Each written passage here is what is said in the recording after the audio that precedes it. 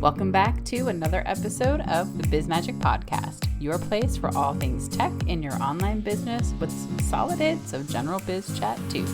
My name is Patty Meyer and I am the CEO and founder of Biz Magic, where my team and I support entrepreneurs who are overwhelmed by the back-end tech of their business. We create, implement, and teach the tweaks that help our clients make a bigger impact with less stress.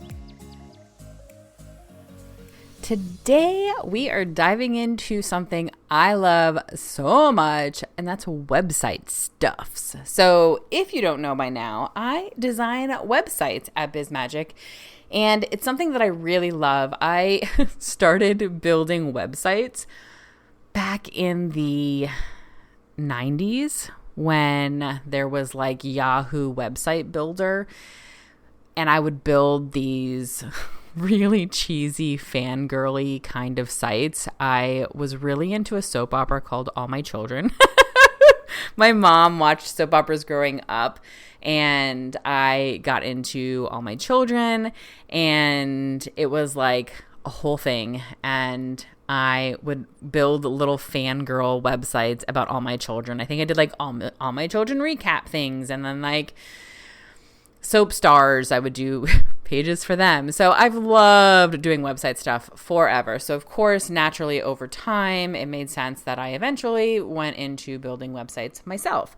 Now, I understand that not everybody can afford to have somebody else build their website for them, or they may not want to. They may like doing that stuff themselves the same as I did. I'm all self-taught as well, and you might be also. And so this episode is for you. Or if you have had somebody in the past who built your website and you want to zhuzh it up a little bit, that's exactly what I'm here for today. So we're actually going to talk about the must-haves that every website should have, and I am shoulding a bit here, but should have to be really successful and ideally get more conversion, and more than anything, create a really solid experience for your clients and customers and visitors. Now, I'm just giving you a lot of information today because there's a lot of stuff that goes into building a website. And so there's a lot of things to take into consideration. So I'm going to spend more time talking about the what's with just a little touch of the why for each what, right?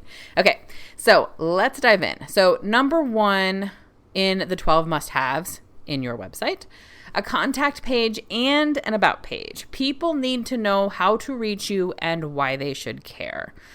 Your contact page should make it really easy for people to get in touch with you, and I highly recommend using a contact form, ideally if it has a spam filter on it as well, like a reCAPTCHA, because if you put your email address on the website, it's easier for people to grab your email address and add it to lists and spam you.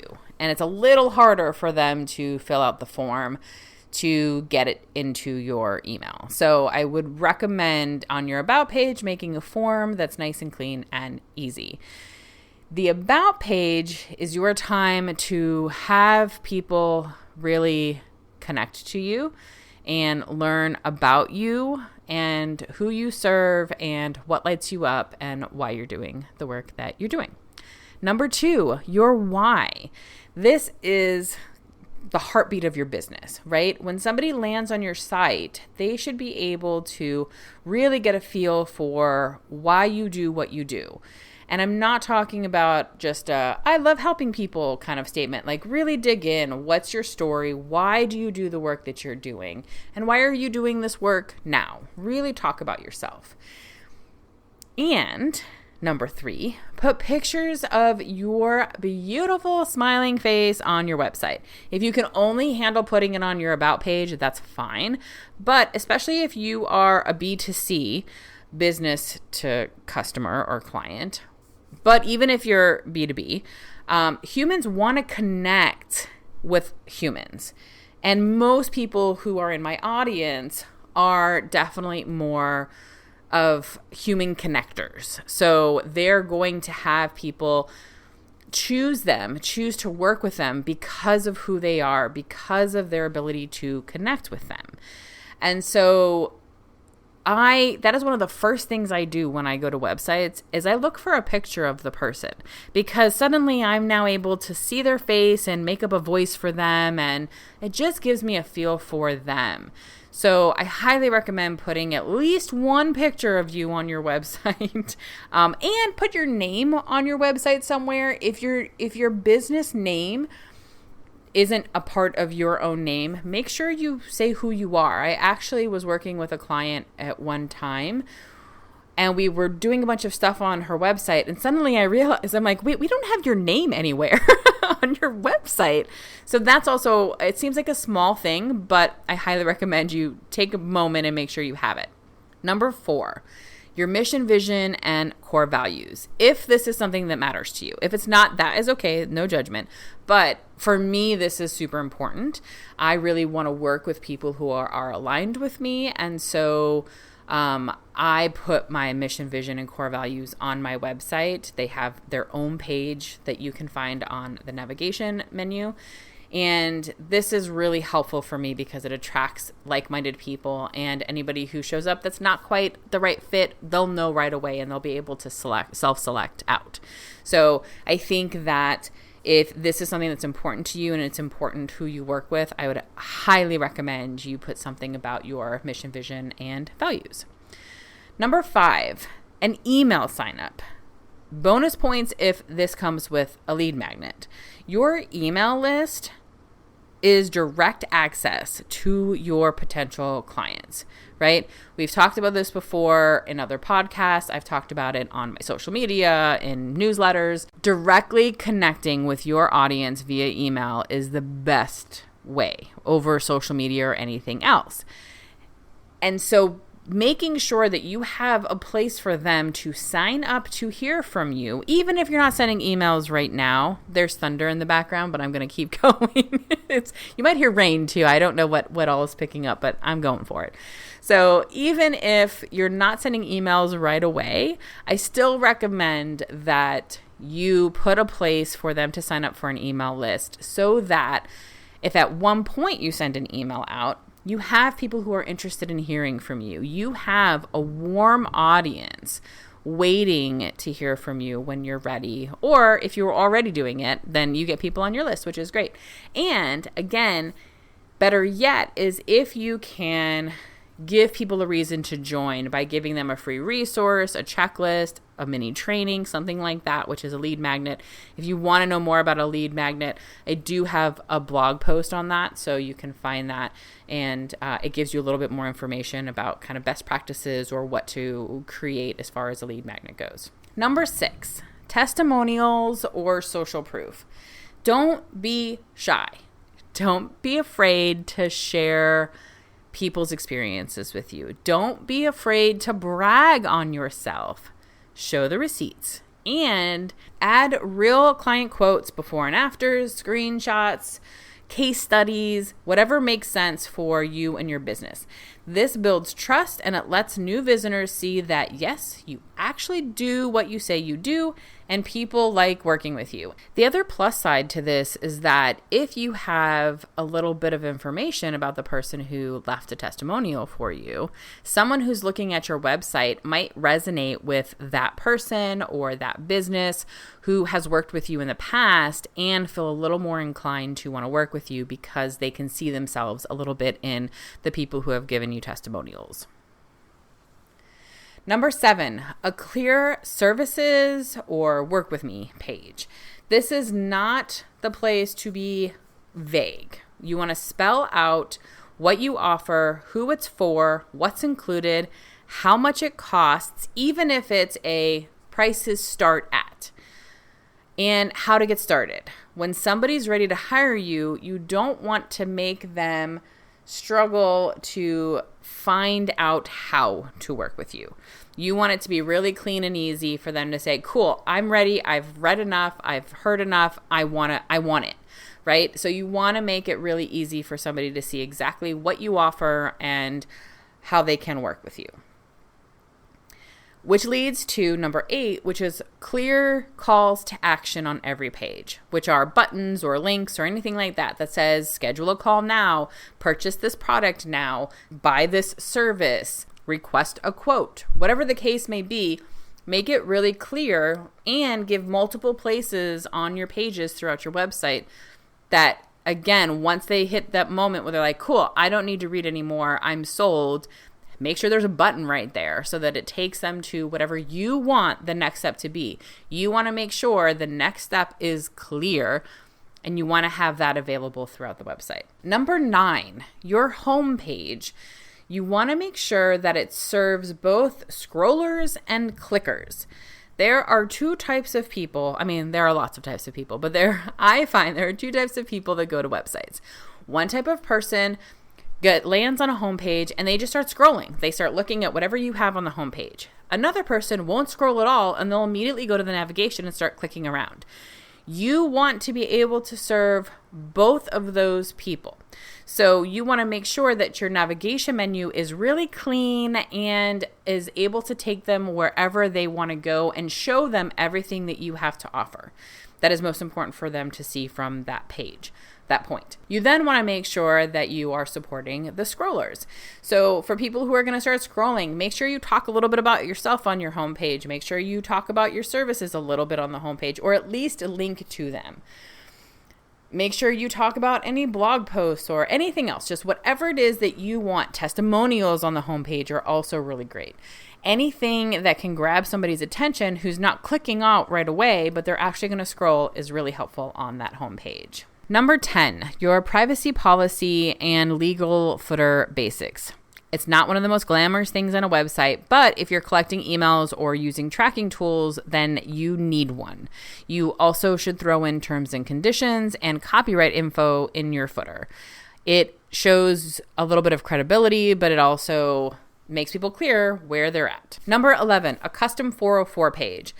So when somebody puts in the wrong URL to go to your website, or if somebody clicks a link that somehow got disabled in some way or is going to the wrong place, they land on a 404 page. That's what they're called. When you go to a page that says, oops, nothing's here. Now there is an opportunity there to actually say something customized like, oops, looks like you're lost. Here are some of the places on my website that people tend to go. Check out one of these, or show a funny video or image or something, but also reroute them back to where they might want to go. It's just an opportunity for another custom experience to happen than like a sad screen of doom, right?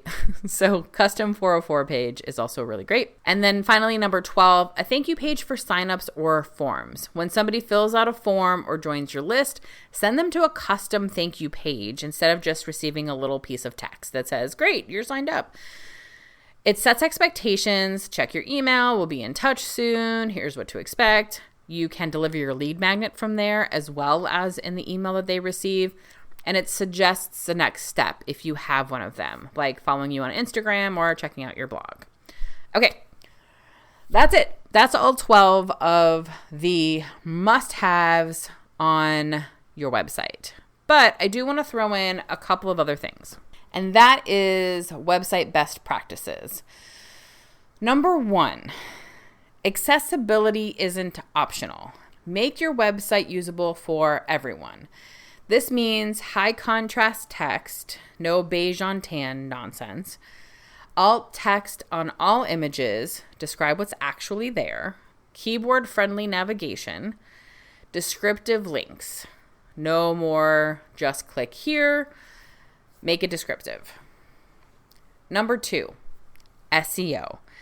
Search engine optimization is how Google and other search engines figure out what your site is about. You don't need to be like an SEO expert in order to make a difference on your website. So here are some basics. Use clear, relevant page titles and meta descriptions. Add keyword-rich alt text to your images. And structure content with headings, which leads me to number 3, use headings like H1, H2, etc. It's not just because it makes text bigger and stands out, and it's not just for looks. So headings can help structure your content so people can skim through really easily and search engines can understand it. And so you always want to use them in order. So you always want heading 1. I recommend only having one heading 1 on a page, and that's at the very top usually, right? And that's that's going to be really descriptive about basically what is this page about. Then you'll have subheadings throughout the page. So heading 2 will be kind of breaking it down into sections. And then within those sections, you're going to use heading 3, which will give little headers for those sections within a section, right? So you want to think about it in that perspective and structure. Number 4, break up the text. Nobody wants to read a wall of copy. Use short paragraphs, use images, use visual elements like boxes, little quote boxes, bold, italics, emojis or icons if that fits your brand. These are all things that can help break things up a bit. Give your content like space to breathe. Number 5, make sure it is mobile responsive. So that means that if somebody is looking at your page or your website from their phone, that it doesn't look all wonky as hell. Like that there aren't weird gaps, that pictures aren't in bizarre places, that text isn't in weird ways. You want to really make sure that it looks great. People are on their phones more than they are on the computer a lot of the times nowadays. So your site needs to look good and work well on mobile. No tiny fonts, no broken menus, no cut off images. Test it on your phone and somebody else's because it looks different on different people's phones. Number 6, fast loading speed. If your site takes more than a few seconds to load, people will leave. We have 0 attention span nowadays. So you got to be aware of that. Make sure your images are compressed. Don't use a ton of plugins if you're using something like WordPress. Use a tool like Google Page Speed Insights to see where you can improve on your page speed. Don't have videos autoplay when you go to a page. That also helps. Okay, and last but not least, number 7, consistent branding. Your font, logo, color, vibe. Try to keep it as cohesive as possible. Don't make your site feel like it was designed by multiple different people across multiple different decades. Make sure it's clean. Make sure it all comes together and people know that when they go to a different page, they're on the same website. And that's it. Just remember that your website is basically your digital storefront, right? If somebody walked into a physical store that you owned and it was hard to navigate, it didn't have any personality, nobody welcomed them or told them what to do next, how do they check out? They're walking out of that store and they're not buying anything. They're not booking anything done, right? So we want to make your site easy, welcoming, human, and effective. And that's it. That is everything that you need to know to zhuzh up or build your website. All the things to have into consideration. I know this feels overwhelming. It's a lot. Designing a website is a lot of work. That's why it's as expensive as it is. But it's worth it when you have a website that you love, that feels like you, that people love, that people understand what to do with, that converts. It's so worth it. So take the time to put these into play or hire somebody to do it for you. I'm available. Website design is one of my very favorite things that I do. So if you are interested in talking with me about doing your website for you, whether that's building one from scratch or zhuzhing up what you have or rebuilding a new one for you, feel free to reach out to me, Patty@bizmagic.co. You can check out the website, bizmagic.co/website-design for examples of websites I've done. And of course, you can always hang out with me on Instagram @bizmagicco. And feel free to comment or send me a message, even if you just want to share what you've learned from this episode or if there's anything I missed.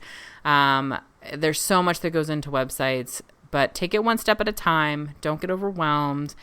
Every little bit that you do to make your website better matters. So you don't have to do it all at once. And do what makes sense for you. That's it for now. Thank you for listening to another episode of the BizMagic podcast. Like most small businesses and podcasts, we rely heavily on word of mouth. So if you like what you heard today or in any episode, please share with your friends and colleagues and rate, subscribe, and comment on your favorite podcast platform. Till next time, cheers to your magical biz success.